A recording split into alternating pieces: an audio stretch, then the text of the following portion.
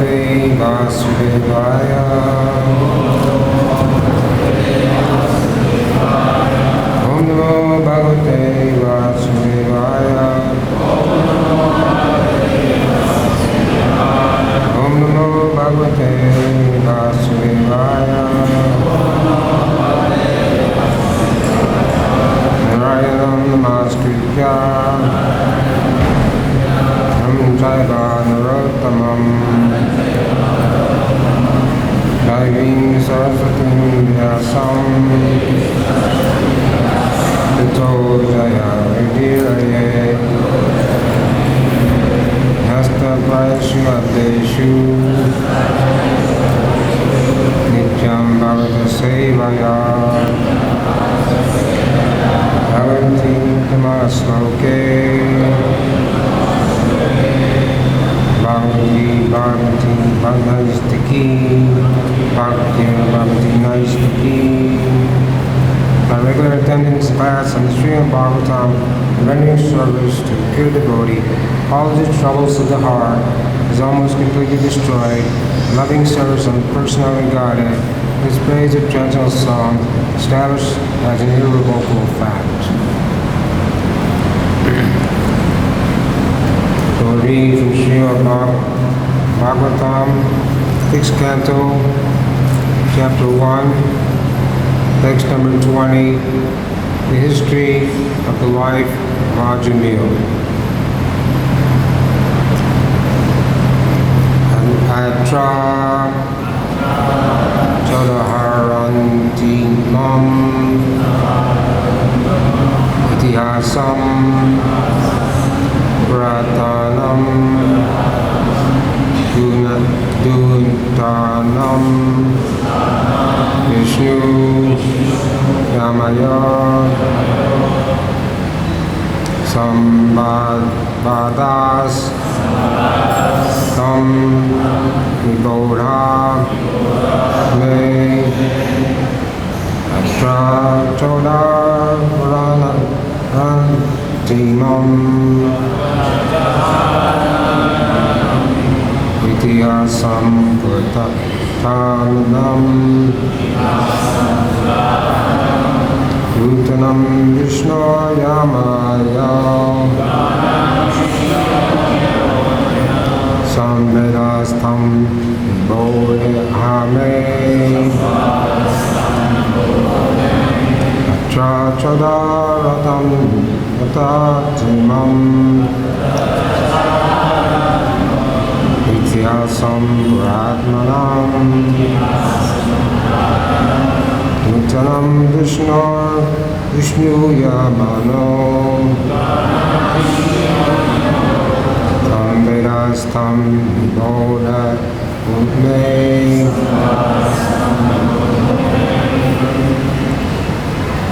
Someone else?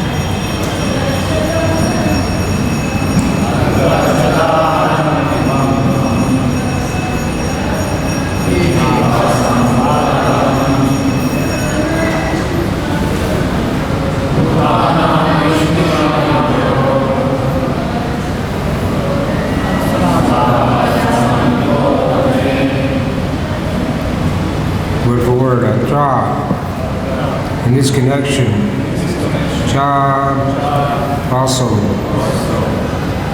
udar ranti They give an example. Imam, this. Itihasam, the history. Rajamil. Puratanam, which is very old. Duktanam, of the order carriers.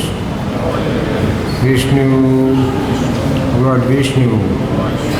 Yama-yo, of Yamaraj. Sambada, discussion. Tam, that. Bodha, try to understand. Me, may, from me. Translation and purport by His Divine Grace, H.G.Bhuvaneshwar Swami, Srila Prabhupada. In this regard, learned scholars and saintly persons describe a very old historical incident involving a discussion between the order carriers of Lord Vishnu and those of Yamaraj. Please hear this from me. Please repeat.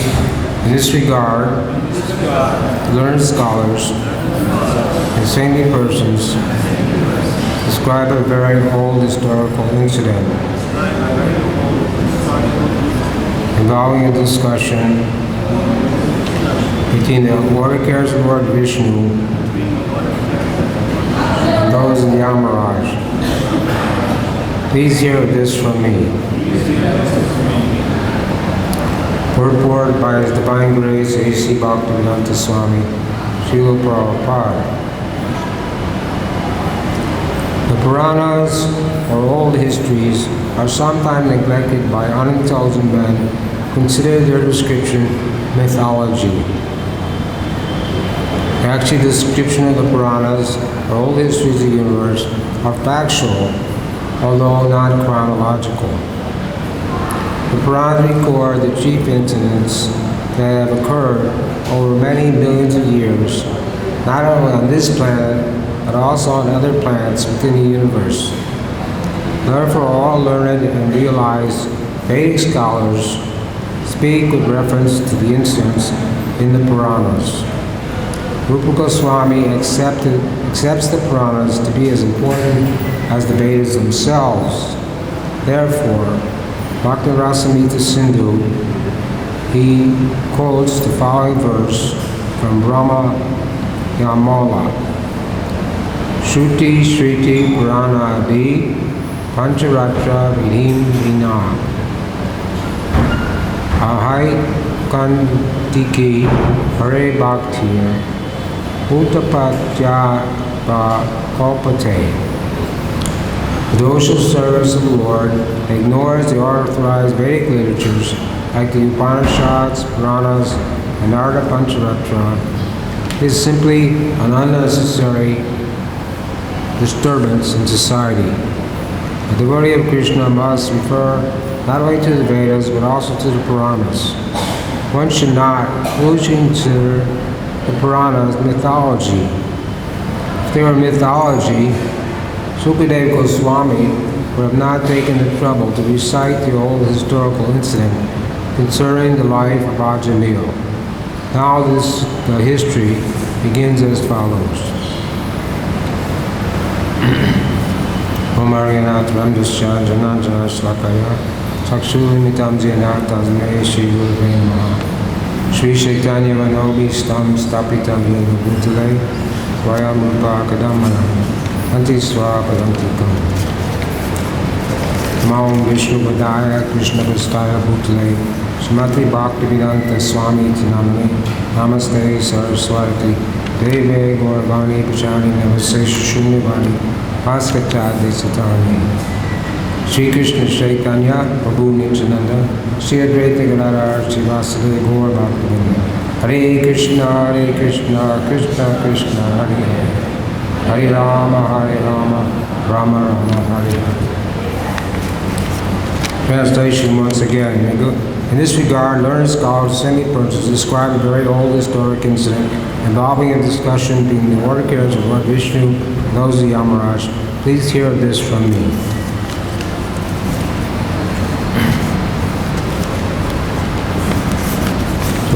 this is a nice verse and purport by His Divine Grace A.C. Bhaktivedanta Swami Prabhupada. In this verse, he says, he uses the word mythology twice. One should not foolishly consider the Puranas mythology. He says, unintelligent men who consider this description mythology, all stories, the Puranas. So the word mythology means tales about ancient times, or events and imaginary stories. So how many in this room think that the Srimad Bhagavatam is a mythology? Raise your hand. No. We don't accept that conclusion. But the unintelligent men, the scientists, Vedic scholars, the demons, so many different classes of men, even after studying the Vedas, come to this conclusion because they don't have the brain. Sometimes they accuse the devotees of being brainwashed. There's some court cases. But the Prabhupada said if something's dirty, then it needs to be washed. And he said they think we're brainwashed, but they don't even have a brain. Because if you're engaged in abominable activities, if you're engaged in sinful activities, especially if you're eating meat, this covers your brain or intelligence, so you really can't understand anything about spiritual life or spiritual subject matters. Srila Vyasadeva, he was the Shaktiveja avatar. He was empowered by Krishna to compile all the Vedic literatures. And we hear about in the first canto, Srimad Bhagavatam, after Vyasadeva compiled all the Vedic literatures, he was despondent or wasn't satisfied. So the spiritual man, Narada Muni, came and told him, the reason you're not satisfied because you have not described the process of devotional service, bhakti yoga. If they're not delineated the true essence of all the Vedic literatures.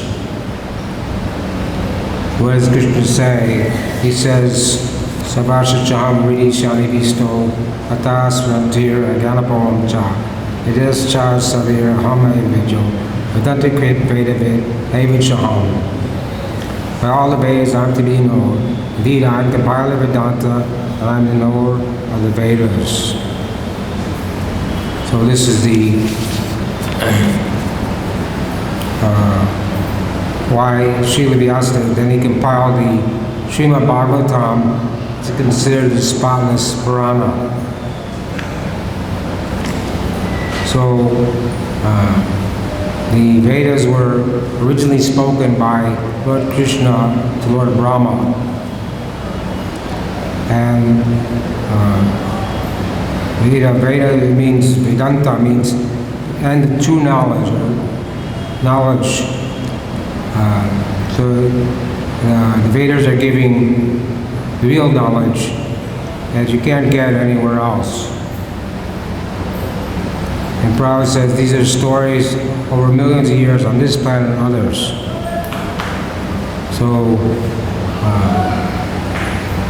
modern scientists, they say there's no life on any other planets.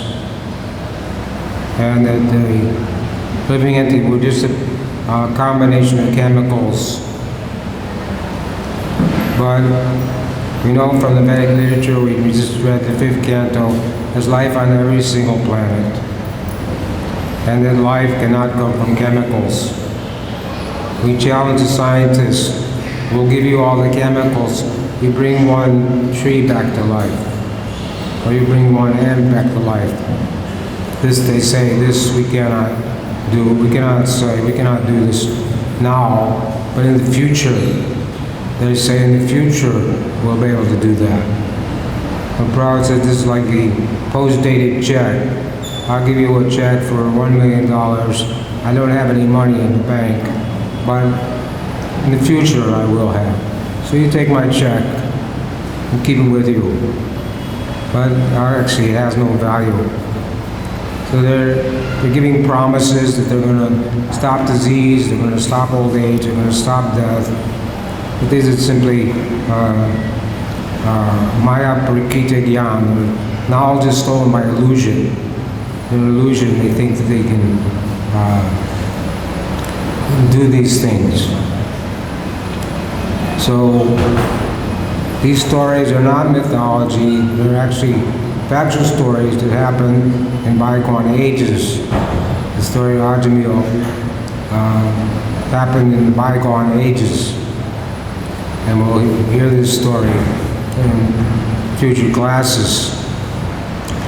But Srila Vyasadeva, he compiled the Vedic literature, the Purana, there are 18 Puranas, the 12 canons, Srimad Bhagavatam, describing. Now here's a summary of the length of each Purana. Then here are the prime subject and purposes, Bhagavad Purana, the proper method of giving in charity, and the glories of giving gifts, giving such gifts, and final glories, hearing and chanting this literature. Srimad Bhagavatam is the best of all Puranas.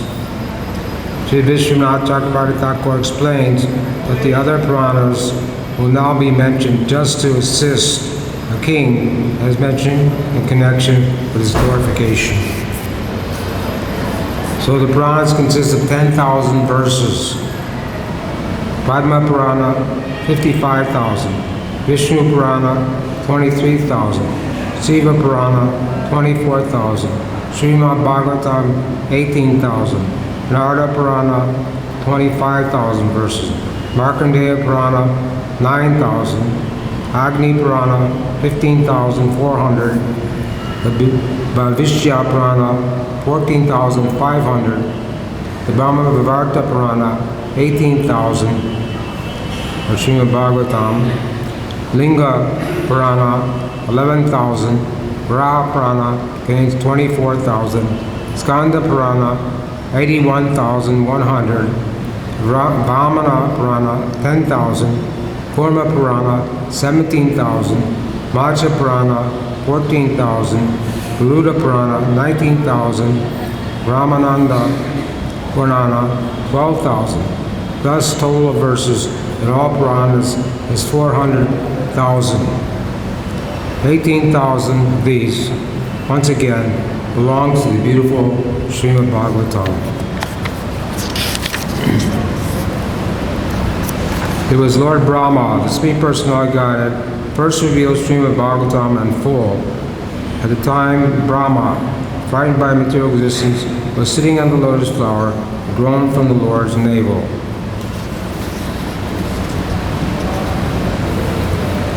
So,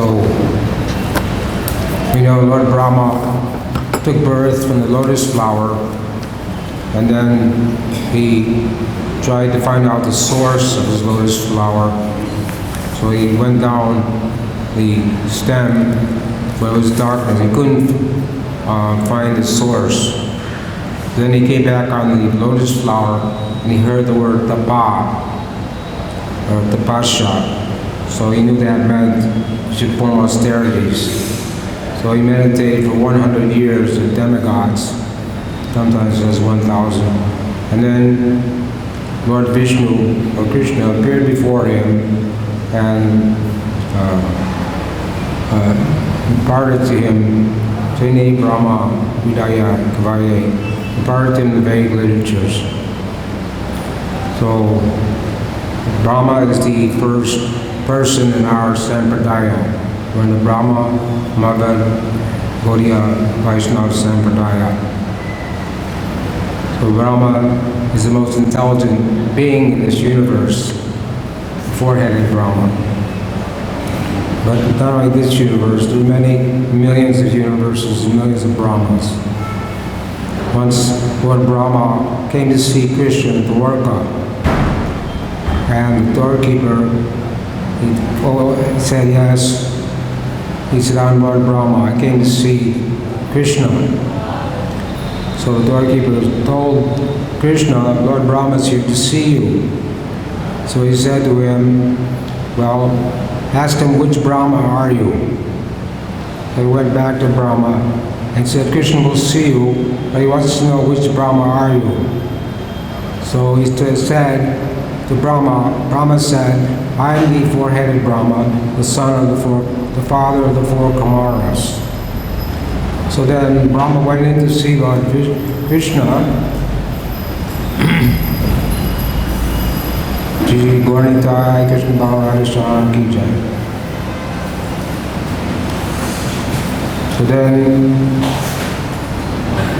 he offered obeisances to Krishna, and Krishna said, yes, why have you come? To see me. Is there a problem with the demons and demigods? So then Brahma said, before I answer your question, I'd like to know why you asked, which Brahma am I? And then immediately Lord Krishna manifested many Brahmans. Some had 10 heads, some had 100 heads, some had 1,000 heads, some had 10,000 heads, some had 10 million heads. And many Indras were there, and many Shivas were there. But only the Brahman with four heads could see all of them. I mean, they all offered obeisances and made a tumultuous sound. And then Brahma could understand how insignificant he was. So this Brahma with four heads, this is the smallest planet in the universe. But there are many millions of planets and many millions of Brahmas all over this universe. And this universe is only 1/4 of the whole creation. So they have the Devi Dham, it's the material world, they have Haridham, the Vaikuntha planets, and they have Goloka and Vrindavan, which is the largest planet in the whole universe of the spiritual world. So in this way, the Puranas are literatures, and the Itihasas, they're stories and historical events. There's also 108 Upanishads, and Prabhupada gave us the Sri Upanishad. So, Chaitanya Charitamrita, Sanatana Goswami, Lord Chaitanya instructed Sanatana Goswami.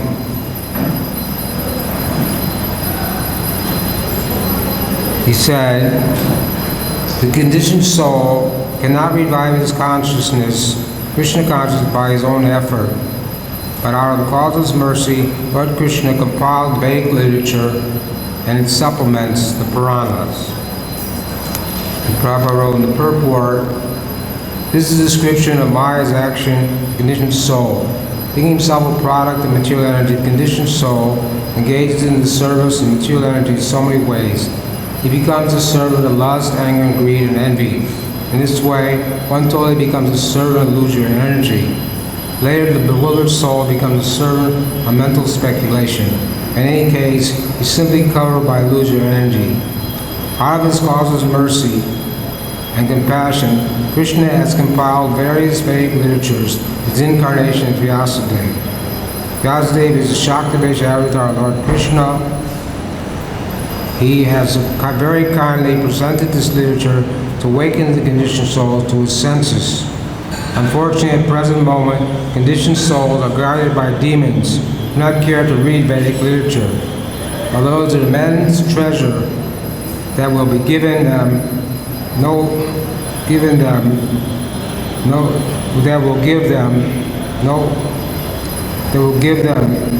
although there is immense treasure house of knowledge, people are engaged in reading useless literature that will give them no information how to get out of the clutches of Maya. The purpose of Vedic literature is explained in the following verse. For the adult conditioned soul is educated by Krishna through the Vedic literature, the realized spiritual master and the super soul. Through these, he can understand the Supreme Personality of Godhead as he is, and he can understand the Lord Krishna as the eternal master and deliverer from the clutches of Maya. This way, one can acquire real knowledge of his constitutional life and come to understand how to attain liberation. The Vedic literatures give information about the living entity's eternal relationship with Krishna, which is called Sambandha. Living entity's understanding of his relationship is acting accordingly is called Abhideya, and returning home back to Godhead is the ultimate goal of life, is Paranjana. The Sambandha Gyan is represented by Madan Mohan, the Abhideya by Govindaji, and Paranjana by Gopinath. So these three temples are here in Vrindavan and also in Govindaji and Gopinath are in Jaipur, and Madan Mohan's in Karoli. They were shifted due to the because of the attack of the Muslims, and so they had to shift the deities to other places to keep them safe. But the deity that replaced the Pratibhu deity is the same as his original deity. So Madan Mohan represents Sambandhan, Govinda represents Abhideya, and Paranjana represents Gopinath represents Prajna, or complete perfection. So there was this one man who was very unhappy. An astrologer came to him and said, "Why are you unhappy? Your father has left you a treasure." But he said, he pointed out where the treasure was, but he said, "Don't dig on the eastern side because it would be dangerous." He said, "And don't dig on the southern side because there will be wasps and drones. And eastern side there would be a black serpent. On the southern side there would be wasps and drones, and you'll not touch the treasure. On the western side," no, I got it wrong. Southern side there'll be wasps and drones, so you'll not touch the treasure. On the western side there'll be ghosts, and you'll not get the treasure. On the northern side there'll be black snakes. But if you dig on the eastern side, then you get the treasure. So these wasps and drones represent karma kanda section of Vedas. The western side represents mental speculation, jnana kanda. And the northern side represents Kaivalya, or the impersonal philosophy. So the treasure cannot be gotten by karma kanda, by jnana kanda, or by Mayavadi, or impersonal philosophy. But he said if you dig on the eastern side, then you'll easily get the treasure, which is bhakti yoga. This is the real treasure. One time, one man heard that Sanatana Goswami had a touchstone. And touchstone means you can, anything you touch it to, it turns into gold. So he went to Sanatana Goswami and said, "I heard you have, give me the most valuable thing you have." So Sanatana Goswami said, "It's over there in the rubbish pile, touchstone." So the man got this touchstone, he was very happy for a while. And then he started to think, if this was the most valuable thing he had, why is he keeping it in a rubbish pile? He must be cheating me, he must have something more valuable. So the man went back to Sanatana Goswami, and Sanatana Goswami said, "If you want the most valuable thing I have, then you throw away that touchstone." The man did that, and he gave him the most valuable thing he had was the chanting Hare Krishna, Hare Krishna, Hare Krishna, Krishna Krishna, Hare Hare, Hare Rama, Rama Rama, Hare Hare. Harinama, Harinama, Harinama, Eva Kivalo, Kaluna, Stevanas, and Stevan, and Stevan, Lecturanyata. So in this age of Kali, the only method of attaining God realization is chanting the holy name. No other way, no other way, no other way. It's repeated 3 times. So it's necessary that we hear these histories and stories from authorities, Guru, Shastra, Sadhu. This is the checking, how we can check whether something is bona fide or not. The Guru is a bona fide representative of Krishna. He only gives what's in the Shastra. He doesn't concoct anything or invent anything new. And the sadhu are the saintly persons, like the 6 Goswamis. The 6 Goswamis of Vrindavan, they were Rupan Sanatana Goswami. They had boatloads of gold and silver. They gave everything up, renounced everything their whole life, came to Vrindavan. The orders of Chaitanya Mahaprabhu, they relocated the lost places of Krishna's pastimes, and they wrote many literatures in pursuance of the Vedic version for the benefit of all human beings. So this is the duty of the 6 Goswamis, saintly persons, sadhus. A sadhu is one who has full control of his senses and is only interested in the welfare of others, dukkha dukhi. Sadhu. This is real sadhu. So the 6 Goswamis, they were bhajanandis. They did their bhajan in Vrindavan for many years, but they were also close to the Nandis. The bhajanandi is one who thinks that his bhajan or his spiritual development is important and doesn't consider other people. But the Gosinandis, he also has compassion for the fallen conditioned souls. He wants to liberate all the conditioned souls of the world. When Prahlad Maharaj was asked for a boon from his father, from Lord Nrsingadev, he said, I'm not interested in my own welfare, but my only concern is for the kripanas, those poor, miserly people. I'm only concerned with the benefit of those who are wandering in the material world, for their deliverance. So this is compassion, is needed, is wanted. Compassion. The Guru, Srila Prabhupada, had this compassionate nature, and it is the order of his spiritual master to preach to the English-speaking world, to bring this Srimad Bhagavatam, Bhagavad Gita, to the English-speaking world. Before Prabhupada came, there were many translations of Bhagavad Gita, but Prabhupada said, because they were written by people that were materially motivated, they could not give the proper understanding. But Prabhupada said, why are they sticking their nose in other people's business? So if you go into any bookstore in America, you'll see there's 20, 30 different editions of Bhagavad Gita.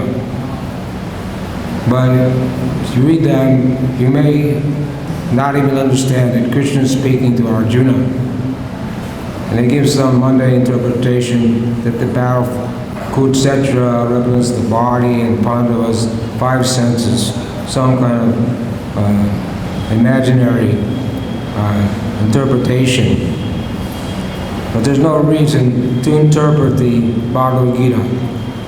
Prabhupada wrote Bhagavad Gita as it is. So in Russia there was a court case and they were saying the Bhagavad Gita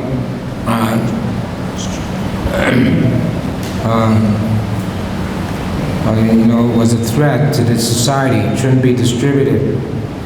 And the lawyer on the devotee side said, well, the Bhagavad Gita has been in your university library for the last 30 years. If you're not objecting, why are you objecting now? He says, because that was a different Bhagavad Gita. But this is this Bhagavad Gita as it is. So Srimad Bhagavad Gita, Prabhupada's Bhagavad Gita, telling us who's who and what's what. If you read the Bhagavad Gita as it is, you understand who Krishna is, you understand the process to understand Krishna is Bhakti Yoga. You understand devotional service is the essence of all Prabhupada's teachings, the essence of all literatures. When Mahaprabhu was in Navadvip, he was going to the house of Devananda Pandit. Devananda Pandit was recite Bhagavatam. The Mahaprabhu said, I'm going to go in his house, I'm going to rip up his Bhagavatam.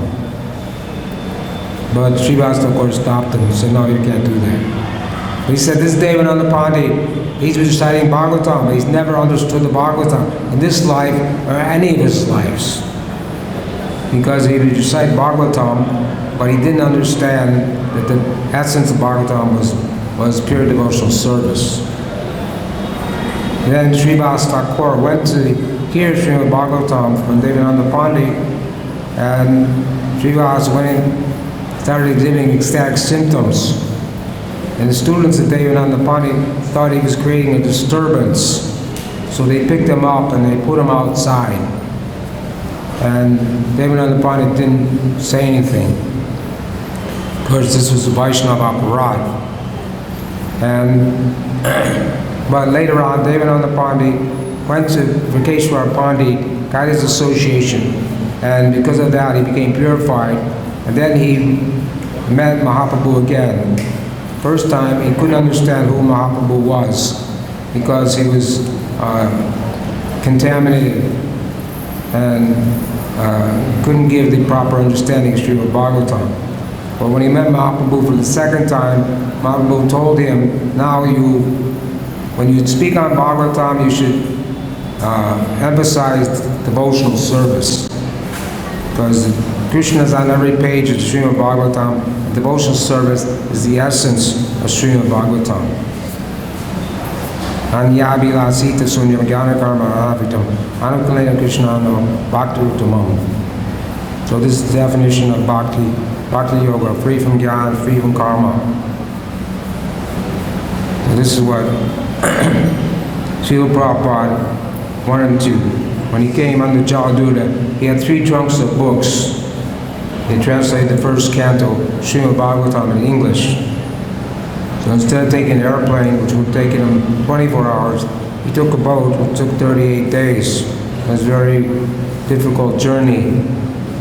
But he wanted to bring his Bhagavatams with him, to at least, even if he wasn't successful, at least his books would be there for people to read. And he only had 40 rupees in his pocket, which is we call 2 hours spending in New York. Not even that nowadays, nothing. But he did manage to sell a set of Bhagavatams to the captain of the boat, who gave him $20. So he had some spending money. So this is Prabhupada's mission, to deliver the fallen conditioned souls. And they say this is mythology, or these are just stories. But we don't agree with that. And it says Sukadeva Goswami would not have taken the trouble to recite the whole historical incident concerning the life of Ajamil. It was just a story. But it didn't happen. It happened in bygone ages. So, of course, we don't have access to all these different literature, Puranas and literatures, but Srimad Bhagavatam is the essence. So we should take the time to read Srila Prabhupada's Bhagavatam and his purports, which are very like a treasure house, a treasure. You have a chest, treasure chest. You have a top and a bottom, which may be Gyan on top and Karma or Yoga on the bottom. But in the middle is a treasure. Nata Goswami says, compared to an oyster has a top shell and a bottom shell, but in the middle is a pearl. So, Srimad Bhagavatam, Bhagavad Gita is like that. These books are a storehouse of treasure, storehouse of vast literature, and have a purifying effect on our consciousness. We don't need to go anywhere else or hear anything else. We don't need to hear anything about mundane topics. We simply should read Srila Prabhupada's books 1 to 2 hours every day. Read all of Srila Prabhupada's books. This will keep us aloof from the material energy, keep us from falling back down into the Maya and leave Krishna consciousness. We have to be always on guard. The Krishna consciousness is like a razor's edge. It's very sensitive and very, the process is very sublime, but it's also, we have to be very careful, always on guard, not to deviate in our devotional practices. Bhagavad Gita says that even if one commits the most abominable activity, he's still considered saintly because he's firmly fixed in devotional service. So, the beginning of this chapter, the question is how one can get free from sinful activities that will not come back again. So the answer is to take directly to devotional service. Bhakti Mama Bhajananti. Which says only by devotional service can I be understood. So, Krishna is the goal. Krishna is the knower of the Vedas and compiler of the Vedas. Before Kali Yuga, there was no need to write down books. People were Shrutidhar. They could remember just by hearing one time. So Sukadeva Goswami, self-realized soul, spoke to the Bhagavatam to Maharaj Parikshit. Sutta Goswami was there, and he heard the whole Srimad Bhagavatam, 18,000 verses, and he again spoke it without writing anything down. He remembered the whole thing. Again spoke it to the sages at Namashranya. So, Srimad Bhagavatam is a spotless Purana. It says the glory to Srimad Bhagavatam. If someone has Srimad Bhagavatam in their house, they have Krishna in their house. No bad ill fortune will come to them. So we should read the Srimad Bhagavatam and also distribute it to others. Bhagavad Gita, Bhagavatam. This is Prabhupada's Guru Maharaj. When he met his Guru Maharaj at Radhakund, he said, if you ever get money, print books.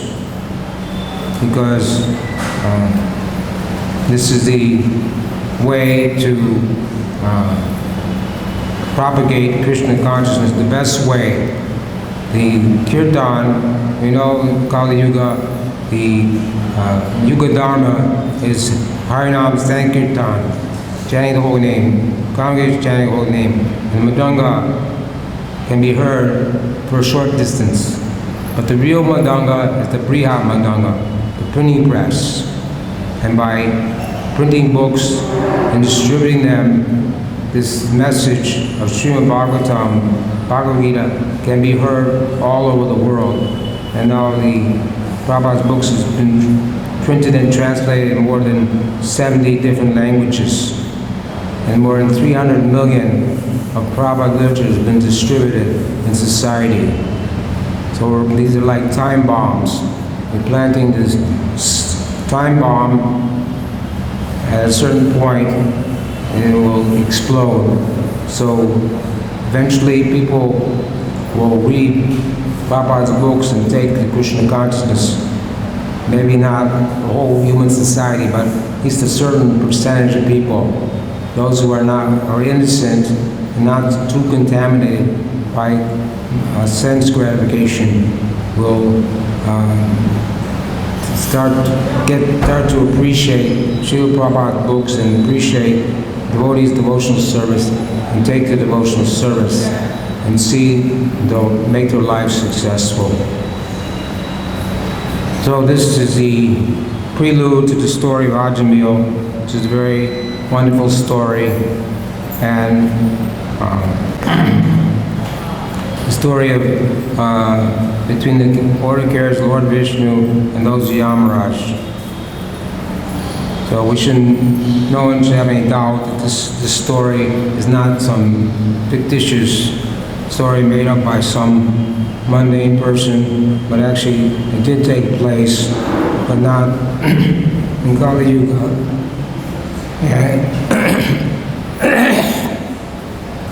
And there is such a thing as there are hellish planets, and Yamaraj is the lord of the hellish planets, and in Vishnu Dudas there's servants of Lord Vishnu. These things are not fictitious, these things are real.